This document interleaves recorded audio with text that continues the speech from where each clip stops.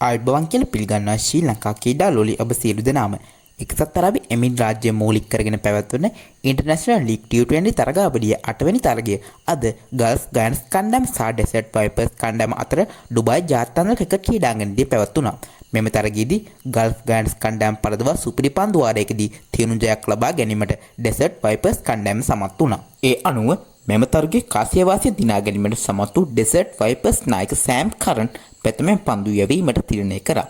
මෙම තරගයේදී ගල්ෆ් ගයන්ස් කණ්ඩායම නියෝජනය කරමින් ශ්‍රී ලංකාවේ ආරම්භක පිතිකරු පැතුම් නිස්තංක සහ වේගපන්දු යන කෙඩිග නුවන් තුෂාර මෙම තරගය සඳහා සහභාගී වුණා.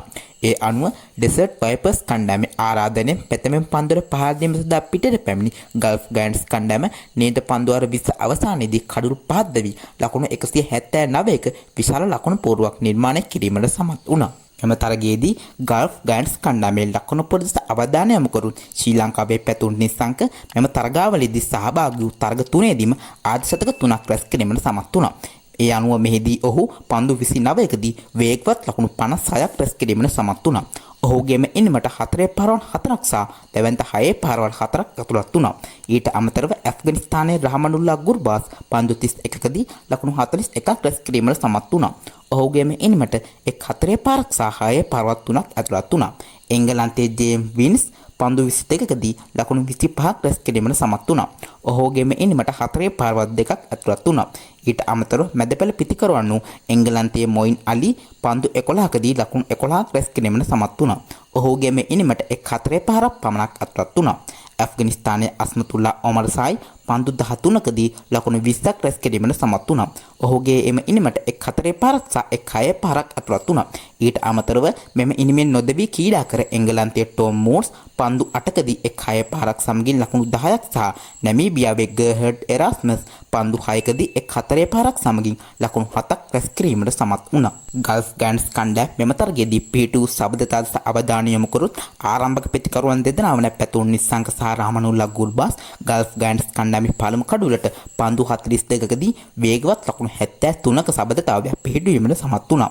පැතුම් නිස්සංකගේ දෙවී යාමේ අනතුරු රහමනුල්ලා ගුර්බාස් සමගින් පිටියේ එකු ජේම්ස් ෆින්ස් ගල්ෆ් ගයන්ස් කණ්ඩායමේ දෙවන කඩුවලට පන්දු 39කින් ලකුණු 54ක සබඳතාවයක් පිහිටුවීමට සමත් වුණා. ඊට අමතරව මැදපෙළ පිතිකරුවන් වූ මොයින් අලි සහ අස්මතුල්ලා ඔමර් සායි එක්ව ගල්ෆ් ගයන්ස් කණ්ඩායමේ හතරවන කඩුවලට පන්දු 19කින් ලකුණු 31ක සබඳතාවයක් සහ ගර්හඩ් එරාස්මස් සහ ටොම් මෝර්ස් එක්ව ගල්ෆ් ගයන්ස් කණ්ඩායමේ 6 වන කඩුවලට පන්දු 10කදී නොදැවී ලකුණු 14ක සබඳතාවයක් පිහිටුවීමට සමත් වුණා. ඩෙසර්ට් වයිපර්ස් කණ්ඩායම වෙනුවෙන් මෙම තරගයේදී හොඳම පන්දු යොමු කර එක්සත් අරාබි එමිරේට් රාජ්‍යයේ කුසයිමා තන්විර් නියමිත පන්දු වාර 4 අවසානයේදී ලකුණු 23කට කඩුළු දෙකක් බෙද දැමීමට සමත් වුණා. ඊට අමතරව ඇෆ්ගනිස්තානයේ නූර් අහමඩ් පන්දු වාර 4ක් අවසානයේදී ලකුණු 47කට කඩුළු දෙකක් බෙද දැමීමට සමත් වුණා. ලකුණු 180ක ජයග්‍රාහී ඉලක්කයක් හබා යාම සඳහා පිටියට පිවිසි ඩෙසර්ට් වයිපර්ස් කණ්ඩායම නියමිත පන්දු වාර 20 අවසානයේදී කඩුළු 8ක් ලැබී ලකුණු 179ක් ලබා ගැනීම සමග දෙපිල්ලෙම ලකුණු සම වුණා. ඒ අනුව මෙම තරගයේ ජයග්‍රහණය තීරණය කිරීමට සුපිරි පන්දු වාරයකට යොමු වීමට සිදු වුණා. ඩෙසර්ට් වයිපර්ස් කණ්ඩායමේ ලකුණු පොළොස් අවධානය යොමු කරු ආරම්භක පිතිකරුවන් දෙදෙනා වන පාකිස්තානයේ ෆකර් සමාන් පන්දු 9කදී 1 ලකුණක් රැස් කරද්දී ඇමරිකාවේ ඇන්ඩිස් ගවුස් පන්දු 9කදී රැස් කරේ ලකුණු 11ක් පමණයි. ඔහුගේ ඒ මිනුට 4 පාරවල් දෙකක් ඇතුළත් වුණා. එංගලන්තයේ මැක්ස් හෝල්ඩන් පන්දු 15කදී ලකුණු 15ක් රැස් කිරීමට සමත් වුණා. ඔහුගේම ඉනිමට 4 පාරක් ඇතුළත් වුණා. ඊට අමතරව කණ්ඩායමේ මැදපෙළ පිතිකරුවන් වූ එංගලන්තයේ සෑම් කරන් පන්දු 36කදී ලකුණු 44ක් රැස් කිරීමට සමත් වුණා. ඔහුගේම ඉනිමට 4 පාරක් සහ 6 පාරක් 3ක් ඇතුළත් වුණා. කණ්ඩායමේ වැඩිම ලකුණුලාභියා වූ එංගලන්තයේ ඩෑන් ලෝරන්ස් පන්දු 31කදී ලකුණු 56ක් රැස් කිරීමට සමත් වුණා. ඔහුගේම ඉනිමට 4 පාරවල් 6ක් සහ 6 පාරවල් 2ක් ඇතුළත් වුණා. බටහිර ඉන්දියා කොදෙව් ක්‍රීඩක සිම්රන් හෙට්මයර් පන්දු 8කදී ලකුණු 16ක් රැස් කිරීමට සමත් වුණා.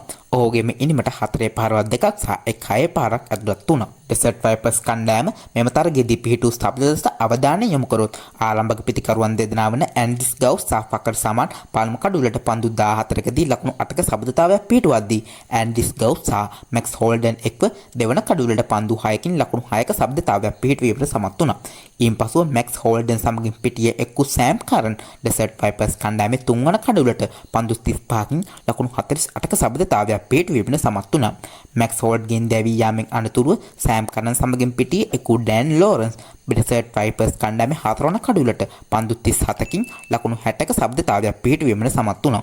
සෑම් කරන්ගේ දෙවි යමෙන් අනතුරුව ඩෑන් ලෝරන්ස් සමගින් පිටියේ එක්වූ සිම්රන් හෙට්මයර් ඩෙසර්ට් වයිපර්ස් කණ්ඩායමේ පස්වන කඩුවලට පන්දු 13කින් ලකුණු 20ක ශබ්දතාවයක් පිහිටුවීමට සමත් වුණා. ගල්ෆ් ගයන්ස් කණ්ඩායම වෙනුවෙන් මෙම තරගයේදී හොඳම පන්දුවේ මෙමුම් කර අස්මතුල්ලා ඔමර්සයි නියමිත පන්දු වර 4 අවසානයේදී ලකුණු 32කට කඩලු 4ක් පිට දැමීමට සමත් වුණා.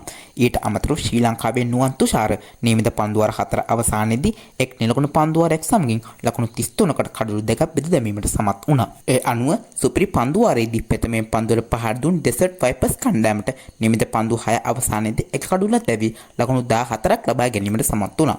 ඒ අනුව මෙම තරගයේ ජයග්‍රහණය කිරීම සඳහා ලකුණු 14ක ඉලක්කයක් ලබා ගිය ගල්ෆ් ගයන්ස් කණ්ඩායමට ලබාගත හැකි වේ ලකුණු 9ක් පමණයි. ඒ අනුව මෙම තරගයේදී සුපිරි පන්දු වාරයේදී ජය ඩෙසර්ට් වයිපර්ස් කණ්ඩායමට හිමි වුණා. ඉතින් මෙවැනි ඉදිරියේදී ක්‍රිකට් ලෝකයේ අලුත් වෙන තොරතුරු එසනින් දැනගන්න ඔයා තාමත් මගේ channel එක subscribe කරලා නැත්නම් දැන්ම channel එක subscribe කරලා bell icon එක click කරලා තියාගන්න. එහෙනම් අදට මං ගිහින් එන්නම්. ඔබ සැමට සුබ දවසක්.